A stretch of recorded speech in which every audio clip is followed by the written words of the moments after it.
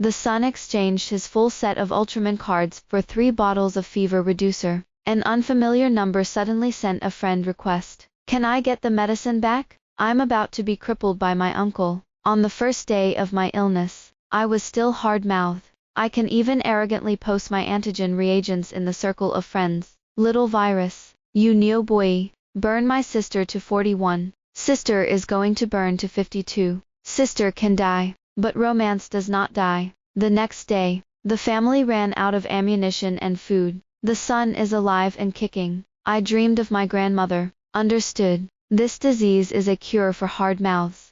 I was burned and the quilt was steaming white. A small, cold hand suddenly reached out on his forehead. I subconsciously sighed, feeling a lot more comfortable. Mom, I've taken my medicine. The child's voice sounded, and I sat up with difficulty, followed my son's hand and opened my mouth to drink the medicine. Ice cool, strawberry flavor. I was sluggish as I recalled, when suddenly something flashed through my mind. No, I squatted until midnight last night and didn't grab anything. Where do you get fever reducers at home?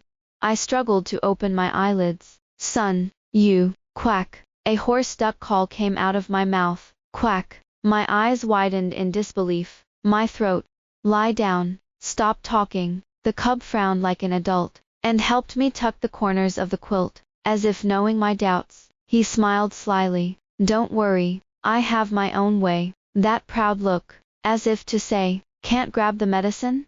It doesn't matter, I'll make a move. In the heat, I fell into a deep sleep again. His body was hot and cold, but his forehead was so hot that he could spread a large cake. In a daze, I kept replaying the cub's sly smile in my head. Suddenly, I remembered his father. After 5 years, I dreamed of my ex-boyfriend again. In my dreams, I was like a specter watching from the sidelines. I saw myself asleep on the dining table. There was a large table in front of him that was changing the dishes, and all of them did not move. It's 11 o'clock in the evening, and there's still an hour left until the end of the day. I watched coldly and thought in silence. You start working from morning to 6 p.m., and then wait until now. You clumsily made 2 cakes, one delivered to his company. There was also one in the kitchen, and it ended up in the trash with the scraps. It's your birthday, but he's not coming back. The phone on the table vibrated suddenly. I watched as my shallow sleep was awakened and scrambled to unlock it. Then he was stunned. After a long time, he blinked his eyes in confusion, as if to confirm whether he was in a dream. Sister Hugo Gray, thank you for the cake, Tilda. It's not very pretty, so we don't have to do it next time. And we didn't eat it, did you say? Brooke Crichton. The camera cuts to Nathaniel, and the man sits quietly on the couch, smiling. Beside him sat several delicately dressed and bold women, laughing and feeding wine to his mouth. All right, that's it, Sister Hugo Gray. Brooke Crichton isn't going back tonight. Wait, the other side snapped and cut off the video. Nathaniel came back late the next night. He didn't seem to expect the light in the room to be on, and hesitated when he entered the door. Nathaniel, where did you go yesterday? Nathaniel smiled apologetically at me. There were too many things yesterday, and the meeting lasted until midnight, so I slept in the company for fear of making you sleep. His eyes reflected the faint light of the floor lamp, and he kissed my forehead with a gentle expression. I'm sorry, Hugo Gray. The moment he approached, I smelled an unfamiliar perfume. I pursed my lips and hesitated for a few seconds, before swallowing the phrase, have you forgotten my birthday? Back into my stomach. It's okay. In the middle of the night, I heard my own dry voice. I heard that Andrea Effie has returned home. Have you seen her? Nathaniel blinked blankly, then chuckled. Little fool. What am I doing when I see her for no reason? He smiled and curled my chin lightly. You doubt me? Heh. That look, as if sitting in the ambiguous light yesterday, was really not him? Do you dare to lie to me before the perfume smells off your body? I lowered my eyelashes. Swindler. Half asleep and half awake. The phone vibrated again. I buried my head in the quilt, but the person on the other side didn't seem to want to let me go, and sent messages one after another. I was so shocked that my head hurt, and I couldn't bear to open my eyes. Then he was stunned. An unfamiliar friend application from someone nearby. The avatar is a little familiar, but I stared at it for a long time and didn't remember it. Can I get the medicine back? I'll give you the card back. Please, sister, I'm about to be crippled by my uncle. Sister, please, please, please. I called my son in and figured out what was going on. He hung his head in some frustration, like a defeated puppy. Big liar. The cub gritted his teeth. My premium edition full set of Ultraman cards. I said it was good, but now I regret it. I soothed him with tears and laughed, and agreed to the friend request. I've opened one bottle, and two more. You can get it. At the same time, a message came from the other side. I'm sorry, I'm the second uncle of this child. The child is not sensible, and I bothered you. How's it going? If you need to, you don't have to return it. I thought about it and sent him an address. It's okay. It's not easy for everyone now. I have one bottle is enough. You can come. After a while, a good was sent from the other side. When the doorbell rang, I saw someone I didn't expect. My lips twitched, and then I heard my own hoarse voice. Nathaniel. The man holding the toddler outside the door was stunned and frowned. I'm not Nathaniel. You've mistaken someone. Mistaken person. My mind burned and I stared blankly at his face. The cub ran out. I looked down at the cub and then at him. The child led by the man looked up at me timidly, reluctantly handed over a full set of premium Ultraman cards. 3 xiao-like faces swirled and turned in front of my eyes. I was stunned, and suddenly a sentence came out of nowhere. Nathaniel, stop pretending. Get out with your fever-reducing pills. The immune system doesn't care if I live or die. It's crazy. My eardrum trembled, and I watched blankly as Nathaniel half lifted me up. He said something to me anxiously, but I couldn't hear anything, staring at his face in a daze. That's not right. This was my last thought before I fainted. He's not Nathaniel, I thought to myself, stunned. Nathaniel is always at ease, even when it's such an unseemly time as a break. He was splashed with wine by me, and the water stains were dripping down his suit. Hedda Gray, you look hysterical. It's not deservable. He laughed and teased me, but there was no warmth in his words. That's it. Nathaniel has always been at ease. No matter what the situation, he can gently and deftly pull out. The embarrassed one became me. It really doesn't get any more unfair than that. Consciousness returned to consciousness 3 days later. When I opened my eyes, I saw the snow-white ceiling of the hospital. The cub lay on the side of the bed, and when he saw me wake up, his grape eyes burst into tears in the blink of an eye. I looked at his childish little face in amazement, and suddenly my heart was numb.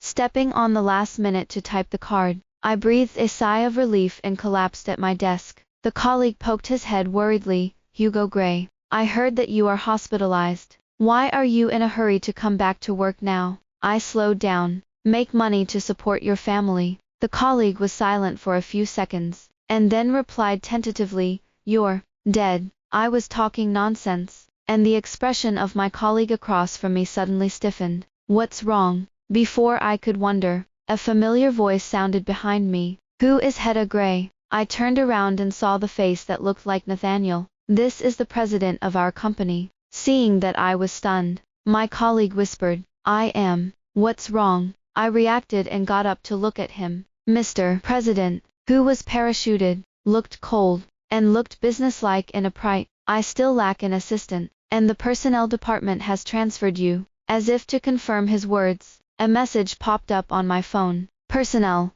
Hugo Gray. There's an assistant missing from Brooke Crichton. You can top it first. Personnel, Namast, Namast, Namast. When he saw me raise his eyes, he seemed to be in a good mood, and hooked his lips at me. Let's go. This, Miss Assistant. With some trepidation, I followed him into his office. Black-hearted capitalists come to work as soon as they get to work. I sat down in front of my new workstation, while the capitalist put down a plastic bag in front of me. Breakfast first, as if knowing my taste. The bag contained a glutinous rice chicken, and a cup of soy milk.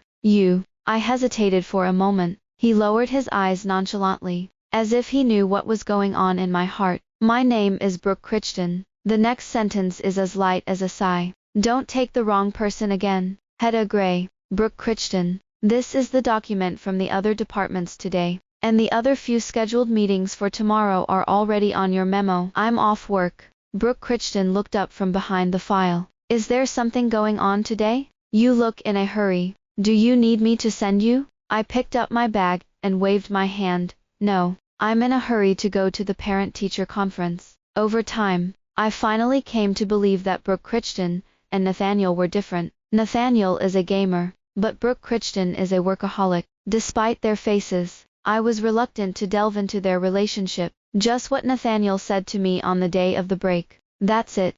In previous years, parent-teacher conferences usually come together with parents, and this year is no exception. It's just that I really can't make a father out of thin air. I followed the crowd to find the classroom, but suddenly someone bumped me. I'm sorry. I clutched my forehead and lifted my eyes, breathing sluggishly. The woman who bumped into me seemed to recognize me, and exclaimed pretentiously, "Sister Hugo Gray, why are you?" Andrea Effie rolled her eyes and covered her lips and smiled. "I haven't seen you for so many years. I can't imagine that Sister Hugo Gray even has a child. You and Nathaniel were so good back then. I thought you wouldn't marry him." One mouth. The fragrance of tea overflows. My stomach twitched, and I was about to walk away from her. The moment he passed by her, Andrea Effie suddenly exclaimed, I followed the sound and saw her sitting on her knees with a frown. His eyes were full of tears, and he was pitiful. The crowd was paused for a moment. All eyes were on Andrea Effie, who was kneeling on the ground and clutching her ankles. Sister Hugo Gray. Andrea Effie's eyes were red, and tears were streaming down her face. "I know you're still in love with Nathaniel, but why are you pushing me?" Her voice trembled, like a wounded little beast, staring blankly at the person who had hurt her with her eyes open. "I just like someone. I never wanted to hurt anyone else." Andrea Effie spoke, hiding her face and sobbing. The whispers in the crowd grew louder. Surprised, accusatory, malicious eyes fell on me. I watched Andrea Effie act coldly, and I almost sneered. "Andrea Effie."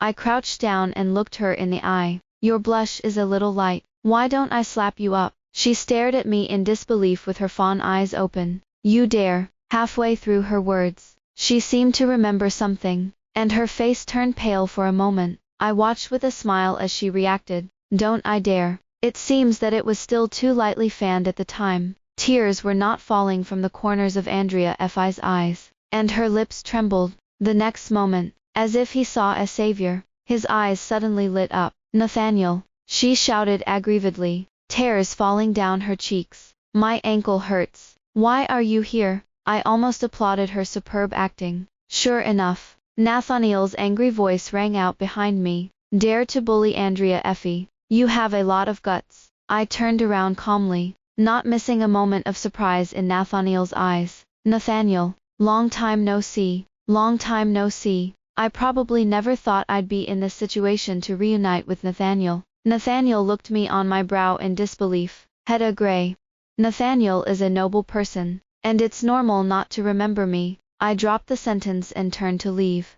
"Wait, you." In a hurry, he grabbed my wrist. "Heh, what a show. Why is this woman so shameless, pulling and pulling with a married man?" The whispers of the crowd fell in my ears for no reason. The corners of my forehead jumped, and my heart was nameless, and I was extremely depressed. "Let go." I shook his hand away with all my might, but I didn't shake it off. Nathaniel's hand clamped firmly on my wrist like a pincer. He didn't care about Andrea Effie, who was still kneeling on the ground, crying so much, just staring straight into my eyes. "Why are you here?" I laughed angrily. "Please, Nathaniel, you figure it out. It's a parent-teacher conference today, and I'm here. What else do you think could be the reason? Aren't you here too?" I looked at him mockingly. "You don't really think that I will not marry you in this life, and I will be widowed for the rest of my life, right?" The last smile in Nathaniel's eyes vanished. "Speaking of which, I would like to thank Andrea Effie. If it weren't for her, I wouldn't know if you were a human or a ghost until I died." Nathaniel asked me with a cold face and gritted teeth. "Who is it?" I couldn't break free. "What?" I said. He took a deep breath, as if to suppress his anger. "Who is that man?" My freshly made nails cut his wrists bloody, but he still wouldn't let go, and the force was so heavy that it seemed like he was going to crush my bones. "Let go." "I won't let it go unless you tell me today that the man is." Syllable. A crisp slap sounded, and the crowd suddenly became extremely quiet. Nathaniel's face was fanned to the side, and a red palm mark quickly appeared on the side of his face. I gasped and gave him back all the words I had said. Nathaniel, you're not decorable. I watched the flicker of panic on his face, and suddenly felt happy. That's it. The force on his wrist suddenly loosened. Nope. Nathaniel covered half of her face and burst into laughter. He didn't know what to remember, and his tone was very pleasant. We're here, Hugo Gray. When we arrived at the Cubs classroom, it was still 10 minutes before the parent-teacher conference began. The road was narrow, and I saw Nathaniel and Andrea Effie again in the classroom. The phone vibrated and a text message came from an unknown number. Andrea Effie and I are here for my nephew's parent-teacher conference. I scoffed and replied, it's my business, then neatly dragged that number into the blacklist. When I looked up, I inadvertently bumped into Andrea Effie's gaze.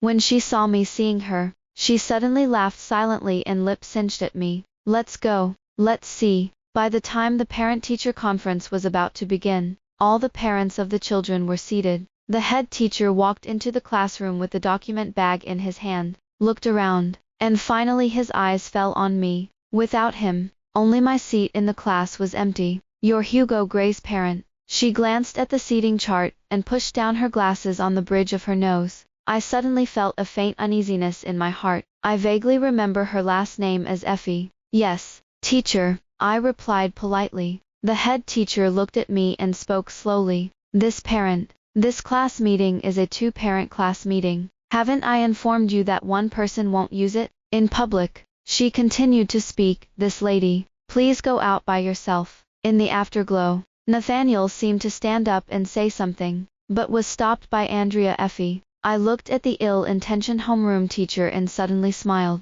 If the teacher has to have both parents come to the class meeting, I'm afraid it will take a little work. After all, Hugo Gray's father, it's dead. Teacher, if you have to ask him to come to the meeting, you can only gouge him out. I was about to stab back with a foolish word to my colleague, but someone intercepted me. Teacher, let's call it a teacher for the time being. I'm Hugo Gray's father, and the school board has something to do, so I'm late. I looked up in amazement and saw my boss. Brooke Crichton gave me a faint glance. Suddenly, all the words were stuck in the throat. I controlled my expression and bowed calmly to the head teacher. The homeroom teacher's bewildered gaze circled between me and Brooke Crichton. Then he smiled and invited Brooke Crichton in. Teacher, you've been fired. Brooke Crichton's tone was mild, but not refutable. After the meeting, you can go. I don't think our school needs to praise the high and the low. After all, not everyone is worthy of being a teacher, and children will learn badly. The audience was silent. The head teacher froze on the podium, and Brooke Crichton sat down beside me. Andrea Effie snapped up, why did you fire her? Brooke Crichton's gaze swept over Nathaniel, pausing for a moment. Then he calmly replied to Andrea Effie, just because I'm the biggest investor in this school. If you have any objections, you can go to the school board for a theory. I was so confused that I was stunned with my hair down. What does Brooke Crichton mean? Does he want to be Hugo Gray's stepfather? Or is it that my black-hearted capitalist boss is so understanding, and timely solves the siege for his subordinates? Scaring you? Brooke Crichton asked me in a low voice, looking a little unnatural. I shook my head and whispered back to him, Boss, you're so good. I've decided not to fish at work anymore. You work hard, I work hard. The boss will change Bentley next year. My gaze was very sincere. Brooke Crichton's body froze, and he took a deep breath and gritted his teeth a little. Really? That's great. Good. I smiled at him embarrassedly. Every now and then, I always feel like someone is watching me. I looked up with a feeling, and each time I was blocked by Brooke Crichton. What are you looking for? Listen carefully. I was choked by his unceremonious streak, and was about to retort, what? He gave me a shallow glance. I looked in, only to find that the notebook in front of him was densely filled with Hugo Gray's learning. I shrank my head, thinking seriously about the possibility that my boss would want to be my cub stepfather. It's not entirely nothing. The parent-teacher conference ended, and Brooke Crichton sent me home. Just along the way, his tone was light, so I saw the car drive into the basement of the community. Brooke Crichton neatly locked the car, entered the elevator with me, and pressed the button on the same floor. By the way, I hesitated. He nodded very solemnly. And so, I watched as he followed me out of the elevator door, stopped in front of my next door neighbor, and pulled out the keys. Well, I didn't lie to you. I was speechless. It's very good. And I really came to the door by the way. The next day, I got up as usual, send Hugo Gray to school first, and then go to work. At the entrance of the community, there is a familiar Bentley. The windows rolled down to reveal my new neighbor's face. Get in the car. He glanced at Hugo Gray, his tone a little gentle. When the car arrived at the school gate, Hugo Gray got out of the car very naturally. Goodbye, Mom. Goodbye, Uncle. I looked at them secretly, and felt like they were familiar. Days like this went on for a while, probably because of Brooke Crichton. Nathaniel and Andrea Effie didn't appear in front of me anymore. The days went on in an orderly manner. Late one night, I was just putting Hugo Gray to sleep when I got a phone call. Brooke Crichton. I frowned subconsciously. When I picked up the phone, there was an unfamiliar voice on the other side. Sister-in-law. Hey. I was stunned. Brooke Crichton is drunk. Come pick him up. Hey, Brooke Crichton. Hurry up and get the wine out. Don't let him drink any more. There was a noisy voice on the other side, and I wanted to say something when I came back to my senses, but I was hurriedly interrupted. Wait, sister-in-law, it's not a shame on us. He said you forgot about him first. Hey, don't rob him. Toot. End of call. The next moment, a message popped up on Weshit. Is the positioning of a bar? The waiter led me to a private room on the second floor. The door opened, and a man saw me, and breathed a sigh of relief. Sister-in-law, long time no see. You're here. Brooke Crichton is crazy. I followed his gaze and saw Brooke Crichton sitting very quietly on the unison in the corner, holding a wine glass in his hand. In the dancing and glamour of demons in a box, he seemed to be a calm spectator. Where's the madness? I asked, confused. The man in front of him patted his chest, as if he had some heart palpitations. He kept drinking, and he refused to go home, and no one could persuade him. Sister-in-law, you don't know. That look in his eyes. The conversation was halfway through. I half crouched in front of Brooke Crichton, and beckoned to him. Boss. Brooke Crichton heard my voice, and finally looked up sluggishly. He looked at me fixedly, but didn't answer. I frowned, and was about to say something, when I saw him hesitantly reach out to me. Slender cold fingertips touched my face. Long time no see. His voice was soft and hoarse, as if he was afraid of shattering his dreams. I'm dreaming of you again, Hugo Gray. The next moment, I saw a very mocking smile on his face. He said, why are we? Have you been missing out? I was completely stunned. Brooke Crichton looked at me stunned and asked softly, who am I? Boss, I replied hesitantly. He frowned, as if he was not satisfied with the answer. No, it's my name. Brooke Crichton looked a little annoyed, and the corners of his mouth almost pursed into a line. My name is Brooke Crichton, not Nathaniel. You have to remember. He stared at me as if he wanted to force me to remember his name and never forget it. I nodded repeatedly. Okay, I made a note. You're Brooke Crichton. He nodded in satisfaction when he got my reply. I remembered the task of this trip and whispered to him, then let's go home, shall we? Brooke Crichton hung his head, and rested his head on my shoulder. Okay. As he was carrying him downstairs with his brother, his faint voice rang in his ears. He said, I'm sorry I lied to you. It's light, like an illusion. Brooke Crichton was not well drunk. Several times I woke up before I almost fell asleep, and confirmed my existence. It's like a fairy tale dragon confirming his treasure. I laughed dumbly, but the suspicion in my heart grew deeper and deeper. Before getting out of the car, I asked Brooke Crichton about the brother who called me. Why do you call me sister-in-law? He froze and smiled awkwardly at me. Sister-in-law, don't be angry. You and Brooke Crichton's husband and wife. We have children. Aren't you sister-in-law? I was silent. The man in front of me seemed to finally sense that something was wrong, and looked at me with some hesitation. You don't remember anything. If you mean, I really had a relationship with Brooke Crichton once upon a time. I pondered and said, I really don't have an impression. I hadn't seen him before this year. Smack. Suddenly there was a crisp sound behind him. We turned around at the same time, and saw Brooke Crichton leaning against the car door. He ignored the phone that fell to the ground, and just looked at me in a daze. Have you forgotten? Hugo Gray. A drunken Brooke Crichton frowned, as if confused in his eyes. The next sentence made me breathe for a while. But I can't forget. Brooke Crichton closed his eyes drunkenly, looking very quiet. People who care about each other will meet in dreams. If I am the only one who remembers, how can you come to my dreams? The voice was extremely low, and it was scattered in the wind in an instant. I don't know if I'm talking about it to himself, or to whom. I'll remember it for you. It doesn't matter. It's okay. The next day at work, Brooke Crichton and I took time off. Brooke Crichton turned his face like a book, completely unreminiscent of what happened after he was drunk. I'm glad to see that happen. Brooke, I'm sorry last night. I didn't do anything. Something out of the ordinary. Right.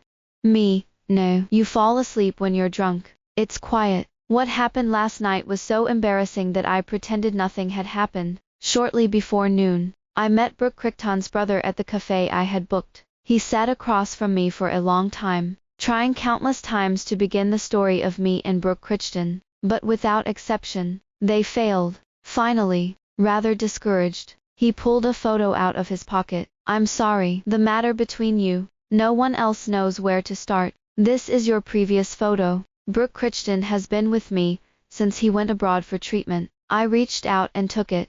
It was a picture of me with Brooke Crichton, and it looked like it was on an island in the background. Brooke Crichton put his arm around me, and I held my lower abdomen towards the camera. Behind you is the endless beach and the sunset. The back of the photo was not flat, and I turned it over and saw the handwriting on it. It's my luck to meet her, and it's my punishment. The handwriting is sharp, and it's all too familiar to me. Brooke Crichton's font. My fingers holding the photo trembled slightly. My blood swelled up, and my eyes were a little black. In a trance, the photo in front of me couldn't really be seen. All I could hear was my own heartbeat. One sound, one sound, one sound like a drum, and my chest hurts unconsciously. The vacant memory puzzle piece has finally been put together for the last piece. The ear recalls the beginning of the memory, the conversation between us, from two young children who are not well versed in the world. Little brother, what's your name? My name is Mason.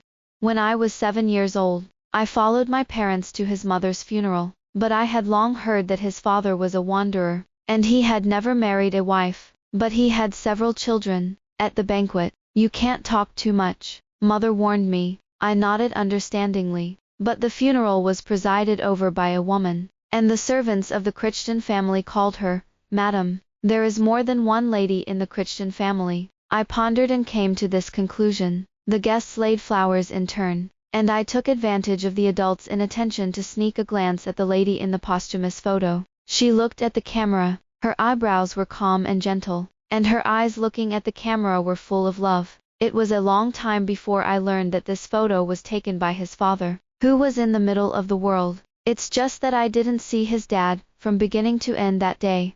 The banquet hall was filled with low sobs, and after I laid the wreath, I ran away with a smoke. In the shadow of the garden, I saw a teenager older than me. He sat quietly on the wall of flowers, watching the morning crowd in the distance. I looked at him for a long time, and suddenly I asked blankly, "Do you know that lady?" Hearing my voice, his eyelashes twitched, and his expression was still indifferent. "No, but you don't look sad at all." I pondered my words. Those people in the banquet hall look very sad. That lady must have been a wonderful person when she was alive. He said, "Perhaps.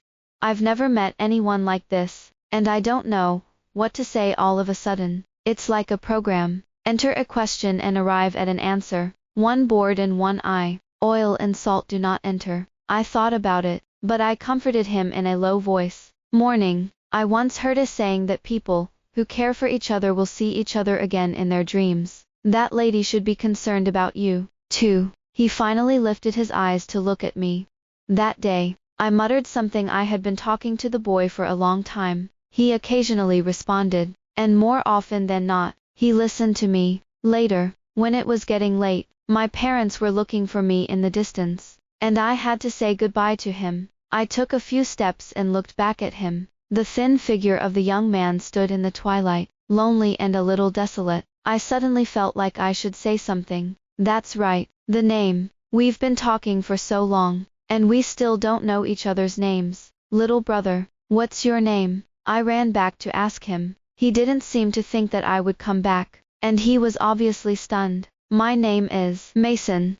I curled my eyes. Okay, Mason. My name is Hedda Gray. Bye-bye. I'll come back to you later. I ran a few steps and his low voice came from behind me. He said, goodbye, Hedda Gray. It was a long time before I realized that Mason wasn't his name. His name is Brooke Crichton. It was his mother's funeral, and he was the one who was not allowed to attend the funeral. Later, I met Nathaniel. That man had a look similar to what he remembered, but he never seemed to remember me. The boy on the flower wall has become a strange appearance to me. Sometimes when I look at him, I always think of his father, with a smile in his eyes. He is romantic. Is there a father and a son? I couldn't figure it out, but I still fell hopelessly in love with him. Probably no one would not like that Nathaniel. He was handsome, gentle, and born with affectionate eyes. When a lie is said 1,000 times, people think it's true. For him, liking is real, and hate is also real. I knew for a long time that Andrea Effie was his white moonlight. I've broken off with her. Hugo Gray, I swear. Nathaniel told me. At that time, Andrea Effie went abroad, and they did break off. But when she returned to China, it was a different scene. Sister Hugo Gray, you're just a stand-in. On the day of the trance and the breakup, Andrea Effie sat across from me, smiling and fiddling with her nails. You're all hotels, and I'm the only one in his home. She said so. He didn't refute. I looked at Nathaniel blankly, and felt that the shadow of the boy in my memory was no longer very real. Across from him, sitting side by side with Andrea Effie, Nathaniel seemed to be a stranger. Okay, I see, I heard myself answer. Then he picked up his glass and poured it on Nathaniel. Go back to your house and change your clothes. After the breakup, I went to an island to relax, alone in a house by the sea and watched many sunsets. Later, I met a man on that island, who looked like my disgusting ex-boyfriend, but his name was Brooke Crichton. The first time I saw him, every cell in my body signaled, danger. I stayed away from him, but I couldn't stand his large group of noisy brothers, competing to be the old man under the moon. In their hands, the red thread could also become a tightrope, binding me and Brooke Crichton tightly. Watch the sunrise with Brooke Crichton, coconut picking with Brooke Crichton, ride around the island with Brooke Crichton. Unconsciously, we are like two drops of water, merging into each other's lives, and a new life was born. That kid, what's that kid's name?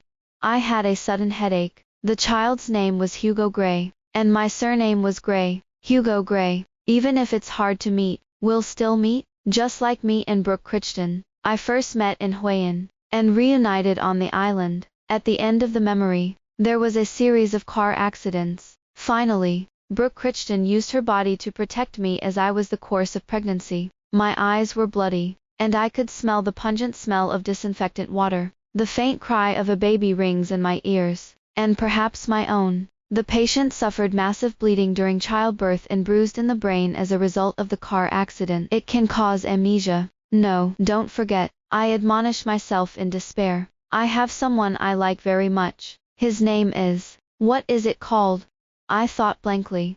Brooke Crichton was seriously injured in that car accident and fell unconscious, so he had to go abroad for treatment. He didn't wake up until this year. I'm sorry, sister-in-law. I thought Brooke Crichton had already told you all. I was silent for a while, and then whispered thank you, sister-in-law. Why didn't Brooke Crichton tell you? I paused and lowered my eyelashes. Probably he didn't know where to start. When I regained my memory, I really didn't know what to do to see Brooke Crichton, and I took sick leave for several days. During this time, my colleagues frequently messaged me. Colleague, where are you? Colleague, Brooke Crichton. Why is this iceberg freezing again? Colleague, on the 5th day of your leave. The whole company was as quiet as if it was half in the ground. Colleague, if you don't come back, he won't ask the whole company to be buried. Me, where do you see that? Colleague, the president loves deeply, where the secretary runs. Me, silence. It's Hedda Gray tonight. Finally, on the 10th day of my sick leave, Brooke Crichton couldn't bear to come to the door. Seeing that he had a cold face, he was about to arrest me and go back to work. So I preemptively attacked. Brooke Crichton, I remember. Now it was his turn to be at a loss. I looked at him at a loss, and I couldn't help but want to tease him. Isn't there anything you want to say to me? Brooke Crichton was stunned for a moment, then suddenly smiled. Yes. What? I love you, he said. I saw a thin red on the side of his ear. I didn't hear you. After 10 days of psychological construction, I can be described as calm. The man in front of me stepped forward and hugged me deeply. I love you, he whispered. I love you. Do you hear me now? I love you. Hear clearly. Hear clearly. I love you. At the New Year's Eve fireworks show, Brooke Crichton takes Hugo Gray to buy marshmallows. I stayed where I was and waited for them, but I met an acquaintance. It was Nathaniel, red-eyed at the sight of me. Do you still love me? Hugo Gray. I was helpless. If you think like that, I can't help it. Nathaniel lit a cigarette with trembling hands, but didn't smoke it. What do you mean? I heard his hoarse voice, almost pleading. Hugo Gray, like me one more time. Okay. The person in front of him is no longer calm, and he is no longer at ease. Nathaniel, it's too late. I smiled at him and brutally handed down the final verdict. When you said you liked me, was it because of him? After taking a few steps, Nathaniel asked me from afar behind me. It's not. My voice is soft and calm. I really liked you at the beginning, but Nathaniel, we missed it. Nathaniel reached out to block my path, and I calmly lifted my eyes. Nathaniel, you seem to be merciful, but in fact you don't love anyone. I paused. Stop deceiving yourself, because some people take it seriously. A few steps around the corner, I saw Andrea Effie, who was pale. The glow sticks in her hand scattered to the ground. When she saw me, her lips moved, but she didn't say anything after all. I heard you're engaged. I stopped and looked up at her. I wish you all a good relationship, and 100 years of good together. Brooke Crichton. In the crowd, I dragged out my tone and shouted at him. I'm here. Brooke Crichton's voice came from behind me. He held Hugo Gray in his left hand, and brought the marshmallow to my mouth with his right hand. This one is for you. Hugo Gray said it was sweet. I leaned over and tasted it, like biting down on a wonderful cloud. The mood softened inexplicably. It's sweet. Brooke Crichton smiled. Really? Before I could say anything, the next moment, he kissed me on the lips. The sweet taste is transmitted between the lips and teeth. We kissed under the sudden rain of fireworks. Fate is like a wonderful circle, going round and round, and we still return to each other. A small hand is held. Year after year, this story has ended. Welcome to subscribe to the channel to get the latest content at any time, and a large number of novels are updated daily.